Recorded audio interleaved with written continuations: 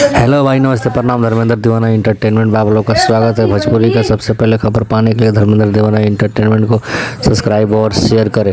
देखिए, power star Pawan Singh का इस साल गाना क्यों लेट हो रहा है पता नहीं चल पा रहा है। ठीक है, ये क्या रीज़न है ये इतना गाना लेट करने का? अब गाना आगे क्या चलेगा यार, कुछ समझ नहीं आ रहा है। ठीक है, अब 3 दिन 2 दिन 3 दिन सिर्फ छठ बज गया है, अभी तक गाना नहीं आया। तो क्या गाना आएगा नहीं आएगा, कुछ समझ नहीं आ रहा है। ठीक है, आप लोग को क्या अपडेट और जगह से मिला है आप लोग कमेंट में बताइए। पर हमको नहीं लगता है कि अब गाना आगे कुछ कर सकता है। कितना दिन बच गया है? हाँ, अब 3 दिन में क्या गाना आएगा नहीं आएगा, आप ही लोग बताइए। पावर स्टार पवन सिंह क्या कर रहे हैं, क्या नहीं कर रहे हैं, कुछ समझ नहीं आ रहा है। ठीक है, आप लोग को कुछ अपडेट है तो बताइए। पर अपना छोटका भाई के चैनल को सब्सक्राइब और शेयर करिए। पर पावर स्टार पवन सिंह को ये गाना नहीं लगता है कि अब आ सकता है। देखिए, आएगा तभी, कुछ नहीं हो पाएगा आने के बाद भी। टाइम ही नहीं बचा है।